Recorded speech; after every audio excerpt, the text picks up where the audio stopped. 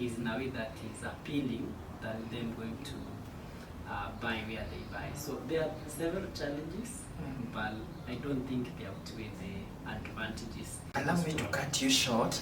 We are coming back to that question.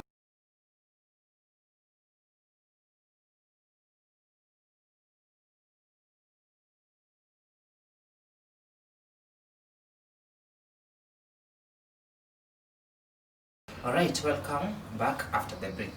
I believe that you're still learning more and you're still engaging more. And thank you very much, Bwana Nelson, for this information. And we're moving on well.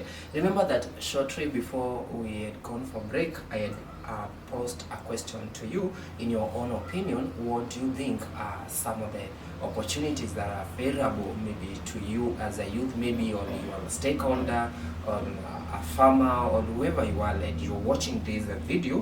What are some of the opportunities that are favorable for you in this field of agriculture? And our guest will help us to understand some of those opportunities that are favorable to you as a youth, and you can take advantage of such opportunity. Bwana Nelson, you help us maybe substantiate that further. Yeah, so one, the biggest opportunity that is there for youth in agriculture is, among all other businesses, there is one business that will never lack, and that is agriculture, because people are born every day and they consume food. So you can be sure when you produce food, there is already a market. And to me, I think that should be one of the factors that should encourage youth to venture into agriculture. The fact that you have market for what you produce is good enough to help you take a risk to venture into agriculture. But besides the fact that there is available market for agricultural products, one, we all are born from families and we have a piece of land. And our parents have been using these traditional methods of farming just to sustain themselves for food within the family. So I think it's an opportunity youth need to take, persuade their parents. I know, like in my society, land ownership for young people is quite challenging, because parents are afraid that you might get it and you sell it. But you can persuade them to give you an opportunity to try out doing agriculture as a business, as opposed to what they have traditionally been able to do.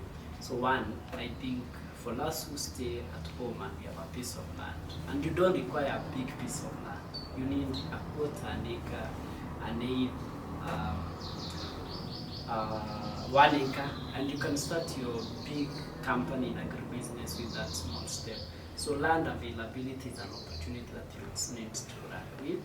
I mentioned the fact that the government has established kitty or funds that youths can be able to access, or women can be able to access, and also the public-private partnership with the civil society and the government to be able to bring affordable products that can support young agricultural entrepreneurs. We can run with them, and I'll give you this. You can look for Kenya Climate Innovation Center, KCIC, check their website, and they'll also give you a link to other civil society organizations that are partnered with government to support young entrepreneurs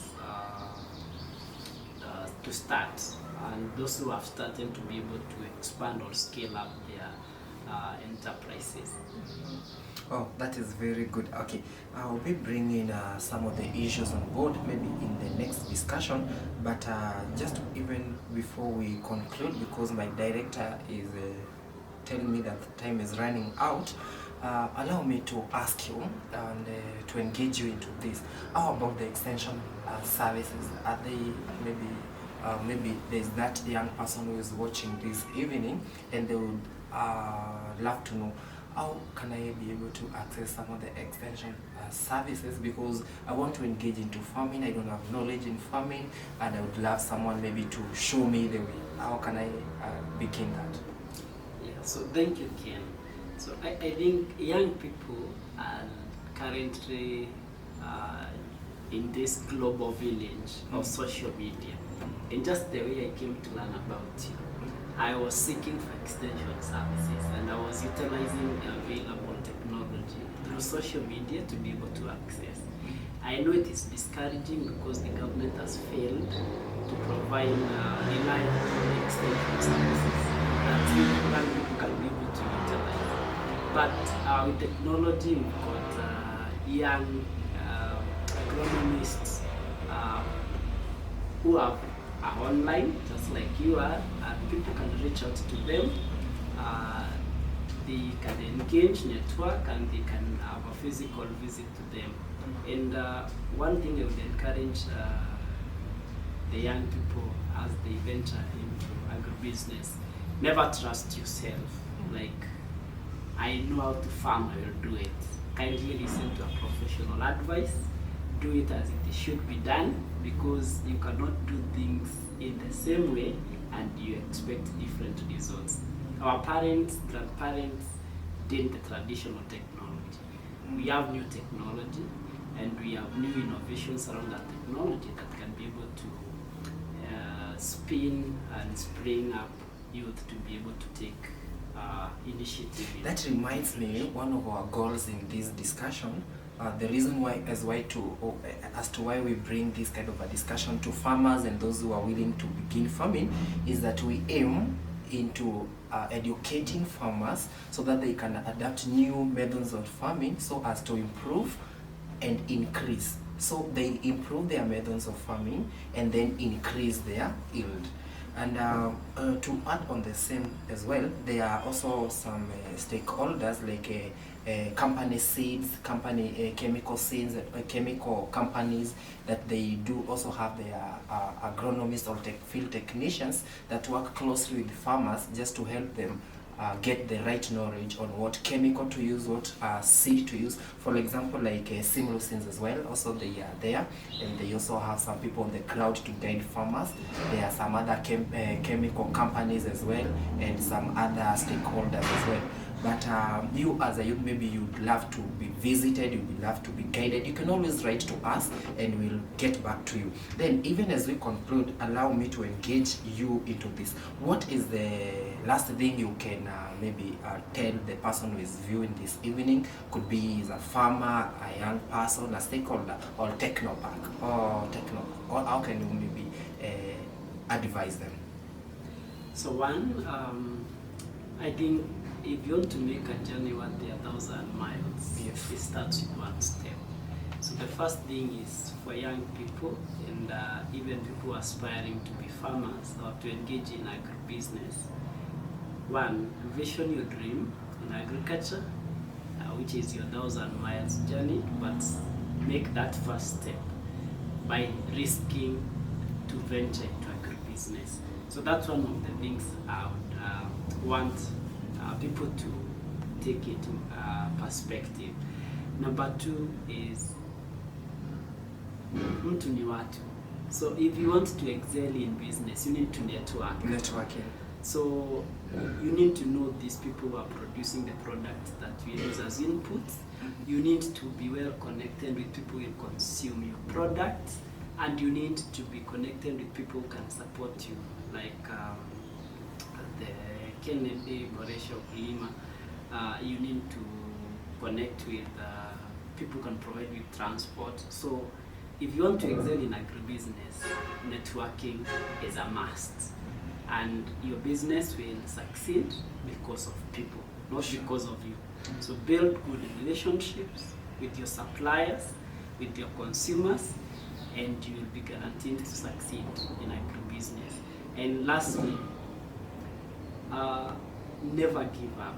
That should be the last thing when you venture into agriculture that you should think about. So you might experience the challenges as we mentioned before, but the worst thing you could do is to start that one step and give up.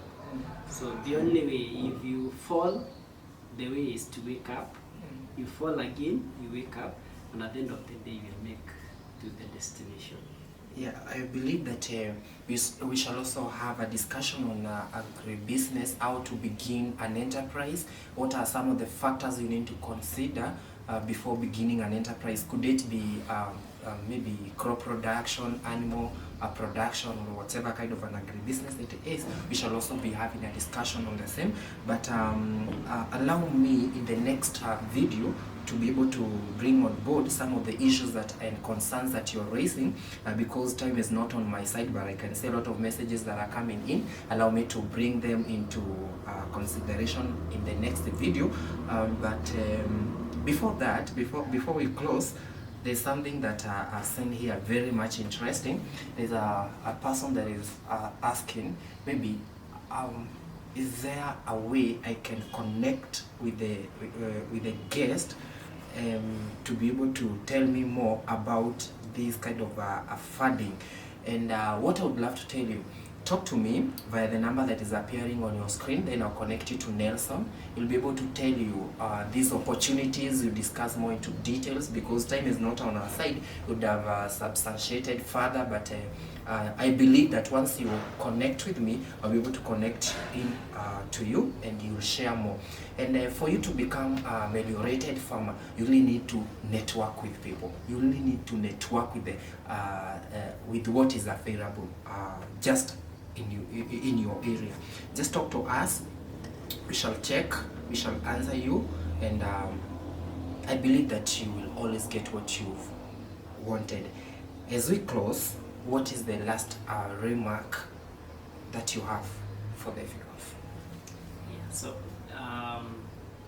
my parting shot to fellow youth and all our viewers for this show is, one, you need to take risk, and you need to make a sober decision to change your circumstances. So do not wait for people to come help you out. Stand up, just look within you, find your potential, and use them to change your life and to change other people's lives. Sure. Oh, that is very good. Thank you very much for your time, for keeping tuned into this great agriculture discussion. I believe that you've learned, and even we continue learning more and more in future days to come. I would love to acknowledge and appreciate John Simba for the hospitality. At least he ensured that I have a cup of a drink, at least to make sure that I flow well. And this is a good farmer, and that's why I have this evening. I'm your host. My name is Kennedy Mushira, and up to that time, allow me to bid you goodbye. Till next time, thank you very much. Bye bye.